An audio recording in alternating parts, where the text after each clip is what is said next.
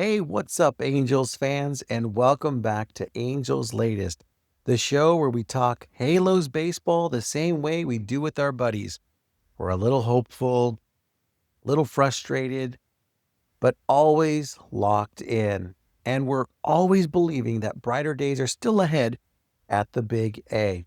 And hey, listen, guys, the last few days, they've been, well, they were quiet, right? They were interesting. Because this Angels offseason, it actually started hot. There were some early moves, early momentum, and then suddenly everything paused, like we froze. And it seemed like we were watching the winter meetings, saying what was going to happen next, but we were watching names fly off the board, seeing deals after deals after deals. And it felt like the Angels went from, again, being participants to being spectators. And then, like you said last time, was that gut punch with our guy, Kenley Jansen, our closer, taking the contract and signing with the Detroit Tigers and moving to Botown. And again, that deal felt like something the Angels really could have matched. And Kenley said he wanted to stay, but that one really stung. And it felt like another moment where the hope slipped just a little further away. But Angels fans, just when it felt like, again, things got cold and frozen, our hopes of adding real winning pieces starting to fade, we saw movement. And finally, after that early burst, after that pause, the Angels re-entered the conversation, re-entered the market, and then boom, Drew Pomerantz and Jordan Romano, two veteran bullpen arms, two experienced players, and two signings that tell us something important, that the Angels are still active participants in this free agency market. And, again, not sure it's going to bring a championship parade with those two, but it's a signal, though. And it means that the Angels are once again, we're moving again. We're going back to the free agency market and opening the door, cracking it back open, and suddenly bringing back the hope. And it's alive again. So if you're new to the show, welcome. My name is Anthony, and welcome to Angels Latest, where we bring real talk, real analysis, and we also bring real passion for our Angels and even players that we would like to see brought on the team. So settle in and grab your favorite refreshment, and let's dive right into this, because taking a look at the relief pitching, let's take a look at a name, Sean Newcomb, and let's take a look and break it down with Sean. This is not a splash move again. This is not a savior, but this is the type of pitcher that tells us exactly how the Angels are approaching this offseason. Remember the key word, upside. Let's talk about his bio and career path. So Sean Newcomb is a left-handed pitcher. I always have a good spot for the lefties, me being one myself. He's a former first-round pick, originally drafted by the Angels before being traded to the Atlanta Braves in the Andrelton Simmons deal. Remember him? And he debuted with the Braves and flashed a real upside as a starter early on. But over time, command was an issue, and it pushed him into more of a swing role. Spot starts, multi-inning reliefs, and left on left matchup work. So this has been a long career arc shaped by talent, though, and limited by consistency. Now, his recent performance and his surface stats, let's start with what actually happened on the field most recently. In 2025, Sean Newcomb posted a 2.73 ERA across 92 and a third innings pitched. He struck out 91 hitters with a 1.35 whip. I mean, for a pitcher used primarily in a bullpen and swing role, this is real run prevention. And when you zoom out on all of this, his career ERA sits at 4.20 over more than 500 big league innings. So this wasn't really a prospect mirage. This was a veteran producing. Now, looking at his advanced metrics, break it down. Let's dig underneath the hood now. StatCast here gives us a really useful snapshot here. Newcomb allowed an average exit velocity of 88.9 miles per hour, which is right around league average, meaning that the hitters weren't consistently squaring him up. His hard hit rate sat at 41.8%, and it's a little elevated, which tells us contact did happen, but not always with damaging results. I mean, his barrel rate allowed was just 5.7%. And barrel rate measures how often hitters make the most dangerous contact. So that's a solid mark for us. Now, here's the big one. His WOBA allowed was 306. And I mean, that measures overall offensive impact. And so it wasn't very high, and it's basically quality. So when you've got numbers like that match up, it tells us his results weren't really driven by luck. This wasn't smoke and mirrors. This was real performance, legitimate, sustainable performance. So let's look at his arsenal and pitching style. From a pitch mix standpoint, Newcomb works with the fastball. And he also has the slider and the changeup. The fastball velocity is solid, but not overpowering, but it plays better when he's ahead in the count. Now the slider, that's his best weapon, especially against the left-handed hitters, so lefty against lefty. Now the changeup flashes, but command is always determined whether it plays. Now looking at his strengths and weaknesses, so let's be honest about his profile here. His strengths, well, he's left-handed. That's what I say. That's a big strength. It's got veteran experience and the ability to give you multiple innings. Now, his weaknesses, that's somewhere probably going to say he's left-handed right now. His command still comes and goes, and he doesn't dominate the strike zone. And when he falls behind, the margin for error gets thin. Now, talking about durability, he's been logging more than 90 innings in 2025, and that matters. That tells us he can handle the workload, and he's not a rotation anchor. But he's also not a pitcher with a glass arm project. So the question is how does he fit with the Angels? Well, I say pretty cleanly. Newcomb profiles as depth, a swingman, and a left-handed option who protects younger arms.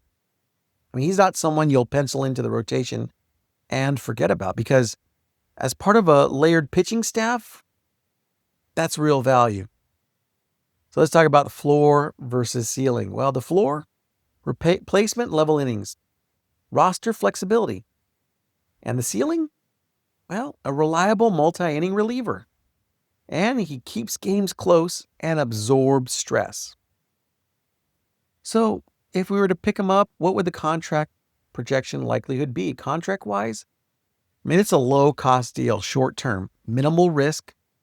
And as far as, likelihood for the Angels to pursue him, very real.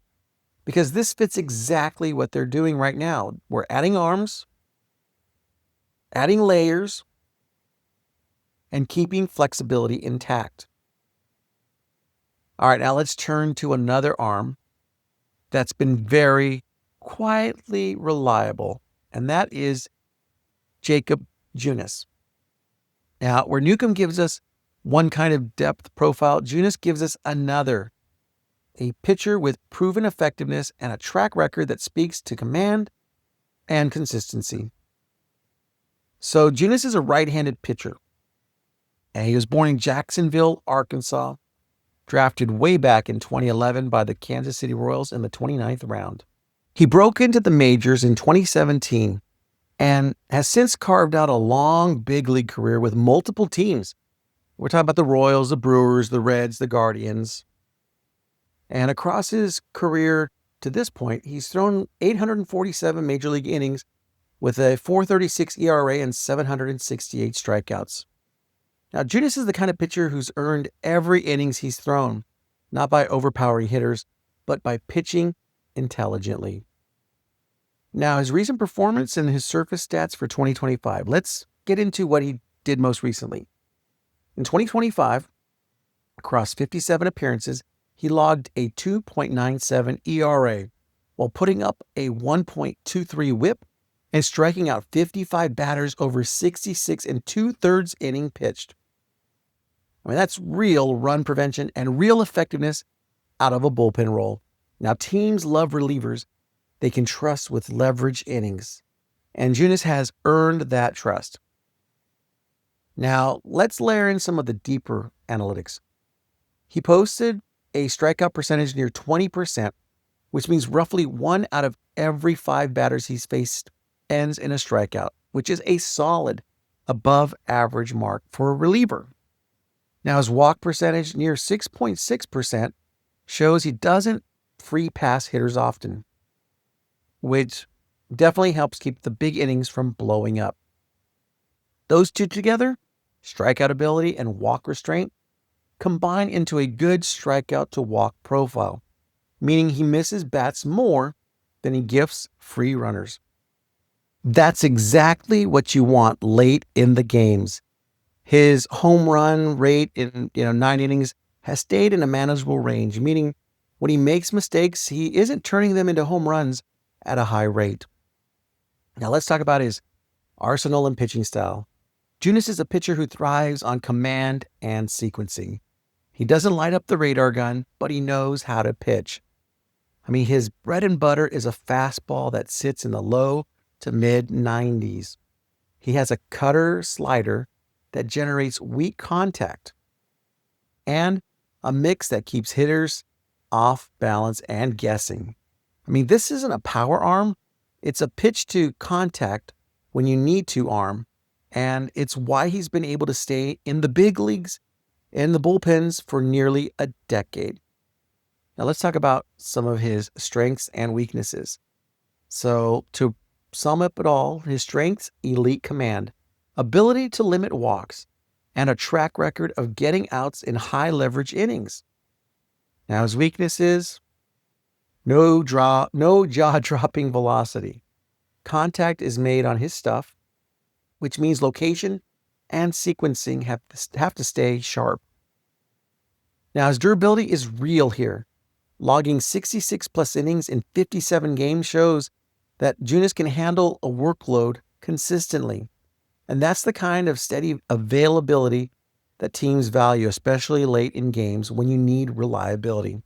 So now how does he fit into what the Angels are building? Well, this is a plug-and-play bullpen piece who brings command and multi-inning versatility. And where Newcomb gives us depth, well, Junis gives us bullpen dependability. I mean, he works against both righties and the lefties. And in a relief corps that's a little unsettled, that's a big asset for sure. Now, the floor, a reliable reliever who misses bats and limit walks.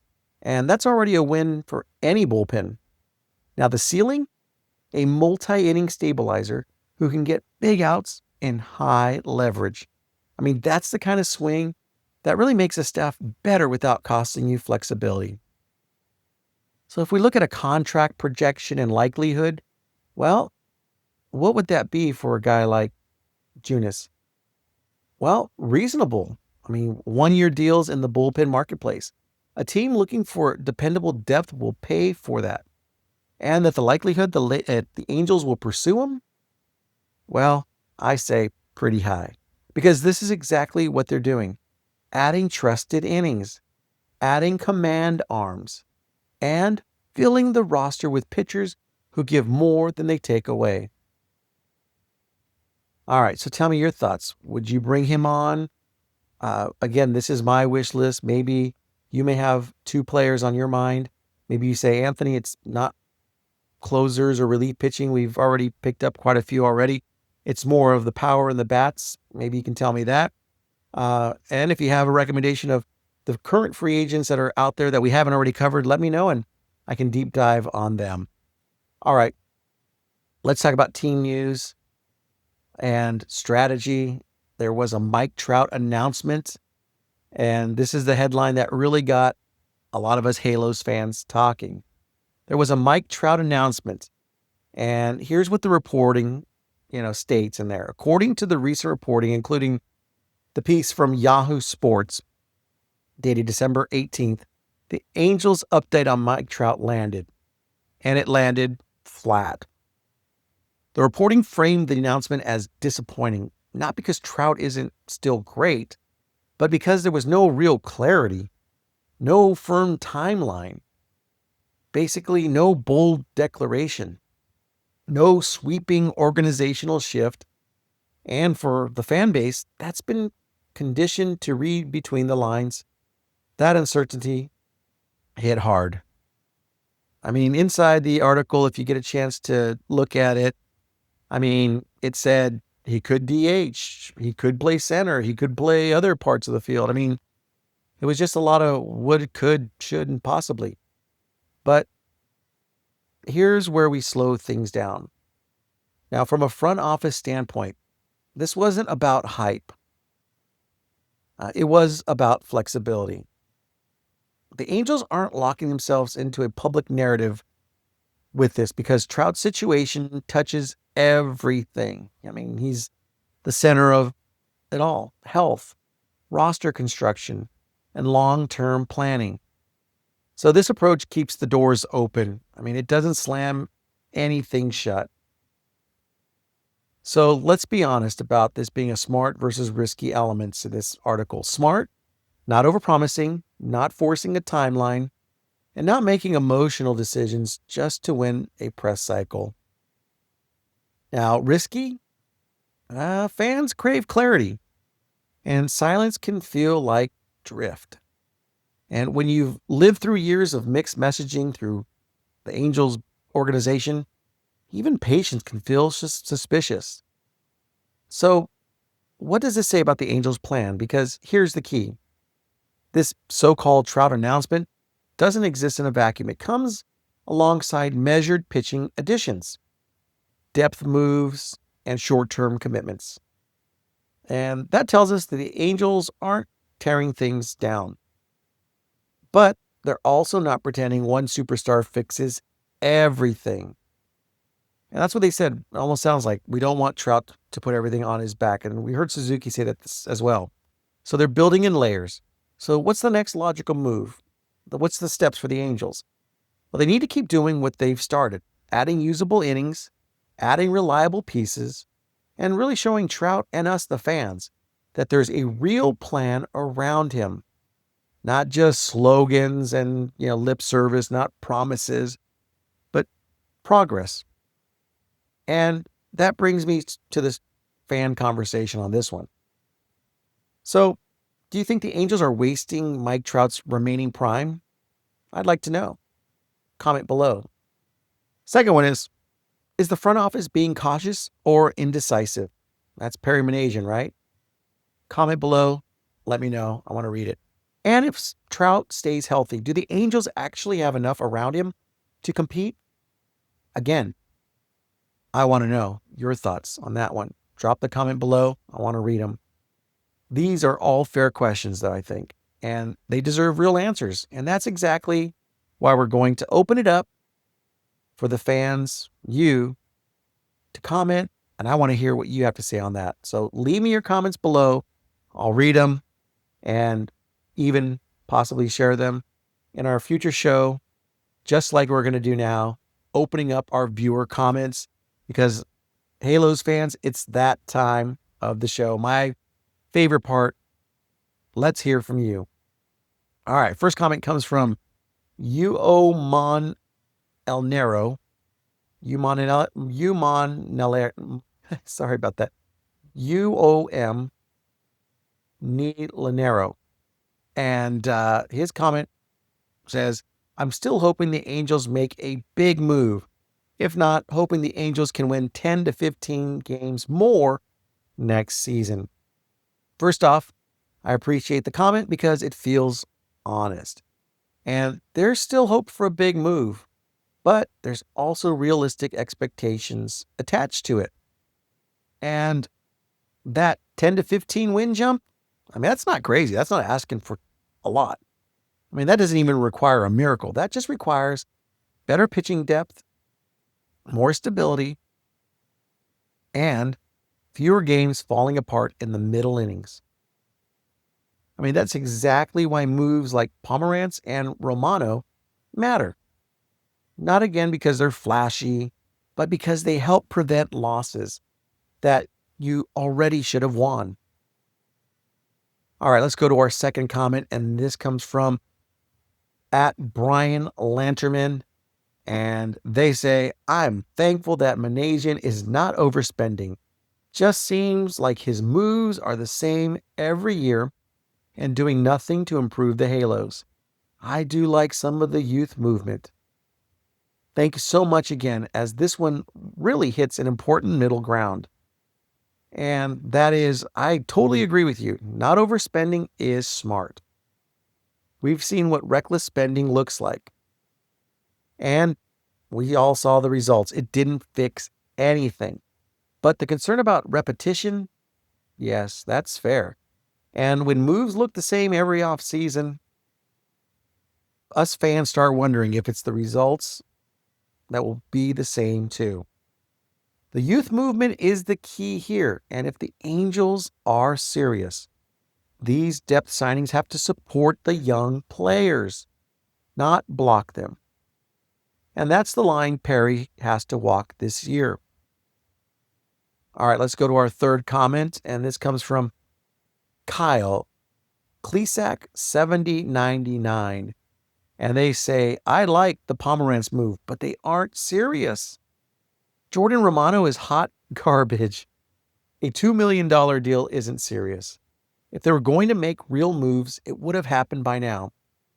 Feels like dumpster diving again. All right, this is the frustration talking, and I get why it's there. Excuse me, but I do want to slow this one down. Calling Romano hot garbage without looking at the context, that's where I'm going to kind of push back a little. I mean, cheap doesn't automatically mean useless. And inexpensive or inexpensive doesn't automatically mean good. I mean, the bullpen market moves late. Always has. And filling holes early doesn't mean you're done. Now, if this is where it ends, then yes, I totally agree that the criticism becomes very fair. But right now, these are foundation moves, not the headline. And the real test is coming. So when you put all this together, all these comments, here's kind of the theme I get. Our Angels fan base isn't checked out. It seems like it's conflicted, hopeful, but we're guarded. However, we're encouraged by movement, but tired of settling. And honestly, that's a reasonable place to be. I mean, the Angels don't need hype right now. They need follow through. And until we see what comes next, this conversation stays open. And I really want to hear from you. So drop your thoughts below. I enjoy reading them, agree, disagree. But again, let's talk it out like Halos fans together, respectfully. And of course, we're all rooting for the same thing. Winning baseball back at the Big A. All right, Halos fans, that's going to do it for this episode of Angels Latest. And once again, we covered a lot today. We started by breaking down Sean Newcomb, his role, his upside, key word, right? And why moves like this are about depth and stability and not headlines. Then we shifted to Jacob Junis, a different profile. More command, more reliability, and a really interesting fit for where this bullpen is headed. And after that, we zoomed out to the bigger picture. And we looked at the Mike Trout announcement, or maybe non-announcement, and what the reporting actually said in that Yahoo Sports. And what it means for the Angels strategy and why patience right now feels uncomfortable, but necessary. And of course, we wrap things up with your comments. Because this show doesn't work without your voice. So now again, I want to hear from you. Drop your thoughts in the comments. Put them down below. I read every single one of them. I want to know, what do you think about a possible Sean Nuka move? I'd love to see him on our roster. How do you feel about Jacob Junis and the bullpen direction? And what were your thoughts and your reaction to the Mike Trout announcement? And where's your confidence level right now with this front office?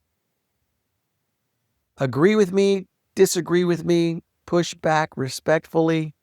Again, we're all buds around the table, just enjoying our favorite drink, talking Halos baseball. And that's what Angels Latest is all about.